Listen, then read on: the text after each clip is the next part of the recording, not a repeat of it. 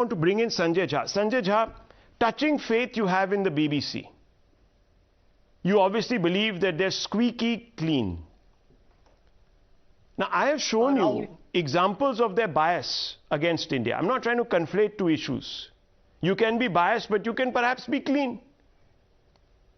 It's a fact. But I want to ask you this.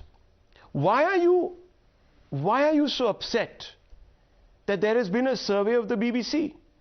The IT department now has the onerous task of ensuring that their case sticks.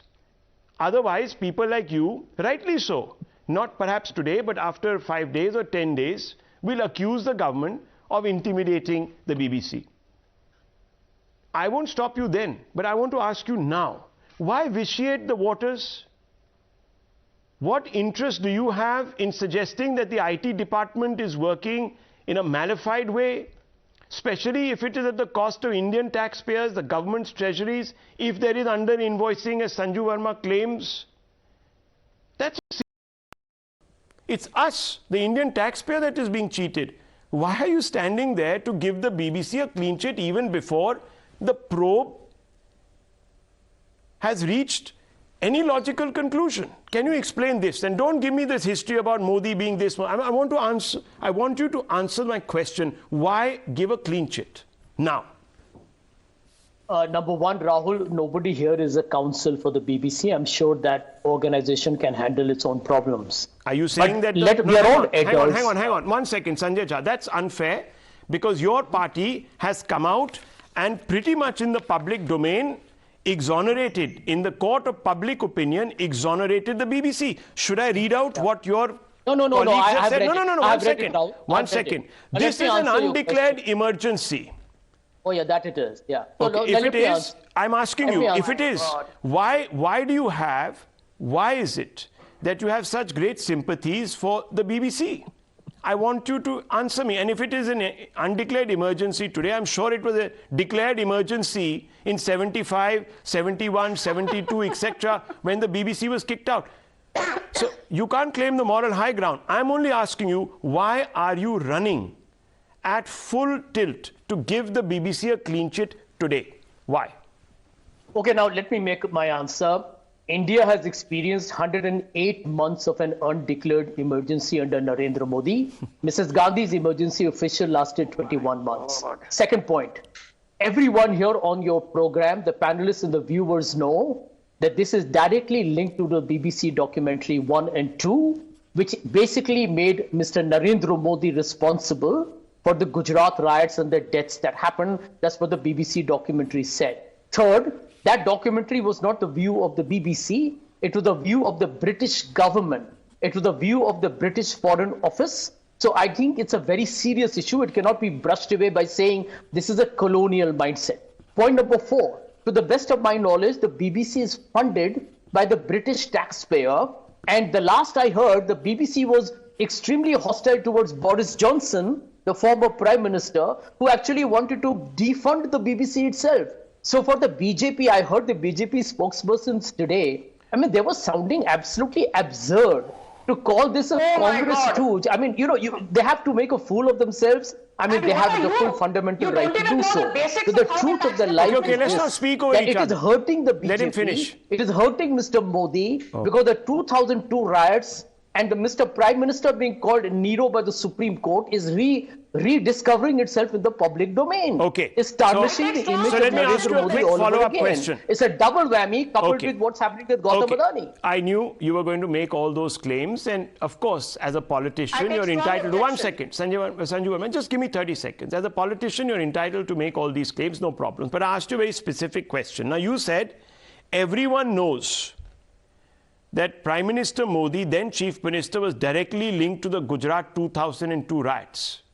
Who is this everybody? Because the last we checked, the Supreme Court, on the basis of the findings of the SIT that was set up and monitored by the Supreme Court, cleared Mr. Modi, and on the basis of its findings, the Supreme Court exonerated, dropped all charges, rejected all claims against Mr. Modi. So who is this then? Who are the everybody? The Lutyens, Mafia? Yeah. Who is this? No. Explain. No, 1 minute. So let me give you two very factual data which is there in the public domain. Number one, the Supreme Court said that the Gujarat government under Mr. Modi acted like Emperor Nero. And for those who don't know who Emperor Nero was, he's famous for twiddling his thumb while Rome burned. Number two, and you know the insinuation is pretty explicit there. Number two, as far as the SIT is concerned, let's be very clear. Let him a finish. Supreme Court appointed amicus curiae who said that I disagree with the SIT. Sanjay Jha, it's a very straight question to you. Did the Supreme Court in its final judgment exonerate Mr. Modi, yes or no? That answer was only where the accusation of yes the criminal or no. is concerned. No? Yes or no? There criminal conspiracy is what matters. Criminal conspiracy was the basis of the charge. Yes or no? Well, yes let me or ask no? you, Don't say well. If the BJP, Don't if say, the BJP I'm asking you a very specific question. On the accusation, please, Mr. Jha, please, let's not speak over each other. I'm asking you a very simple question. I don't want to shout because, you know, you speak, then I want to be heard, and then you will want to be heard over me, and we'll end up in a shouting match. I don't want that. I'm asking you, was he not exonerated of the main charge of criminal conspiracy, yes or no, by the Supreme Court? Just answer, yes or no. The short answer is, they said there was not enough prosecutable evidence. There you go. And that, by the way, if there was no evidence, and let me tell you, Sanju, no, let me tell you, Sanjay that's Jha, the reason why the BJP government is Sanjay Jha, One second. One second. Sanju Verma needs to respond, and I want to open this up. I also want to bring in the ex-advisor to the UK government, Haras Rafiq, and he will bring us the facts as he saw them. Now, yes, Sanju Verma, quick response. The quick response is this, that in June 2022, in a historic verdict, the Supreme Court said some very clear things. A, Teesta Setalwad's dubious antecedents need to be acknowledged and investigated. B, there was no proof that Zakia Jafri could provide, and the Supreme Court said she was being used as a puppet by Teesta Setalwad. And the most important point which the Supreme Court said, quote unquote, Teesta Setalwad acted with an ulterior motive to keep the pot boiling. And the Supreme Court, while applauding the SIT, said that the SIT came out with a brilliant investigation despite challenging political compulsion. Let me also say, and gave Prime Minister Modi a clean, unconditional, clean chit. Sanjay Jha, stop lying on national television and making a fool of yourself. Okay, one second. I also want to quote. No, 1 minute, Sanjay Jha, 1 second, please. I also want to quote what the Supreme Court said about the SIT. Now, viewers, this is very important.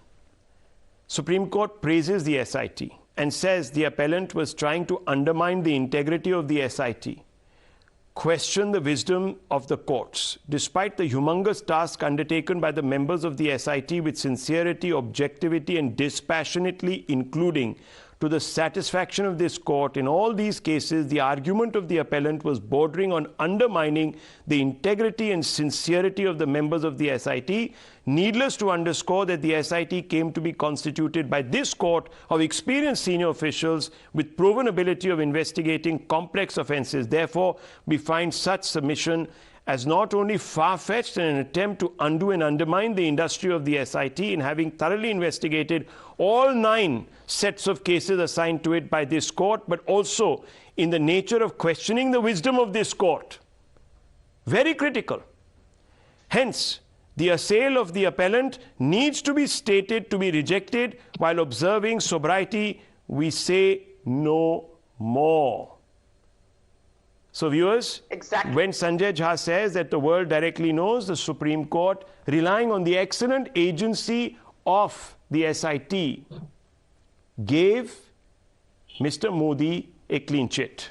Now, secondly, the Congress says, oh, the BBC documentary is based on an intelligence report compiled by a bunch of people who reported to Jack Straw, the then Foreign Secretary of the UK. Who was Jack Straw, viewers? He was a liar.